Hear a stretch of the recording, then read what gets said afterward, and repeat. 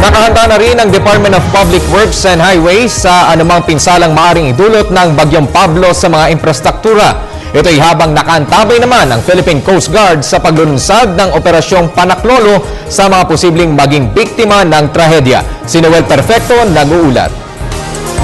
Handang-handa na mga ahensya ng pamahalaan sa anumang magiging kalalabasan ng paghagupit ng Bagyong Pablo kapag ito'y maglandfall anumang oras mamayang gabi sa southeastern at eastern portion ng bansa. Ayon kay DPWH Undersecretary for Operations Romeo Momo, kanya nang inatasan ng mga district offices sa Surigao del Sur, del Norte at Agusan del Sur, Davao Oriental, Butuan City, Cagayan de Oro City, southern part ng Palawan, Visayas at pati na rin ang Regions 13, 11, 10, 8, 7, and 6, gayon din sa Region 4B ay inalerto na rin hinggil sa paghahanda sa paghagupit ng bagyong si Pablo. Handang-handa na po ang Public Works. Well, yes. As always naman, lagi tayong handa. No? Sabi ko nga, once there is a signal typhoon number 1, automatic na ang ating mga implementing offices, alam na lang dapat nilang gagawin. Low-lying areas, flood-prone areas, putol na mga daanan, as well as mga slide-prone areas ay ilan sa mga prioridad ng kagawaran. Subalit, doble prioridad naman ang ibibigay ng DPWH sa mga lifeline roads upang mapanatiling nakabukas sa mga ito para sa mabilisang pagdala ng mga equipment, gamot at relief goods at items sa oras ng pangangailangan. Most likely, according to report, it will hit between Hinatuan and Bislig. So dito tatama yon.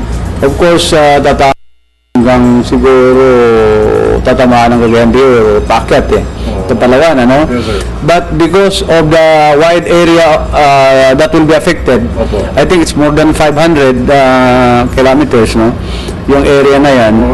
So yung diameter yan. So probably tatamaan din ang part ng Compostela Valley, Nabunturan, yung Kumbalo. Kaya yung mga areas na yan, yung ating mga district engineering offices along this typhoon route ay nabigyan na natin ng mga kaukulang instructions. Pero lahat ho, pati ho yung sa Visayas area ay pina-alertohan na rin po natin. Lahat kasi I think from here it will go up towards the island of Negros and then it will exit Palawan. Samantala, nagpalabas na rin na advisories ang Philippine Coast Guard hinggil sa paghahanda ng mga sasakyang pandagat, malaki man o maliit, mga fisher folk, motor bangkas, gayon din ang mga pasahero ng mga vessels ngayon papalapit na ang bagyong si Pablo.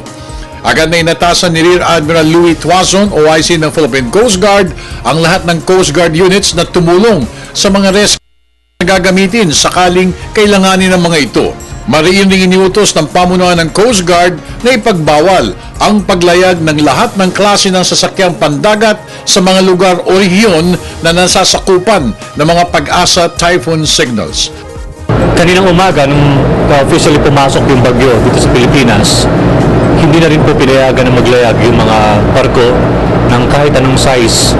So, lahat ng mga passenger vessels going to Manila and yung kahit yung mga nasa Manila papunta ng Visayas and Mindanao, hindi na rin po pwedeng maglayag. And we are continuously monitoring yung mga stranded passengers doon sa areas ng Visayas at Northern Mindanao at nakikipag-ugnayan tayo doon sa mga local government units kung paano sila matutulungan. We also advised yesterday the fishermen at saka yung mga small boats not to venture anymore into the sea sapagkat dito sa Eastern Seaboard medyo delikado na sapagkat malalaki yung alon. Para sa Telebisyon ng Bayan, ako naman si Noel Perfecto.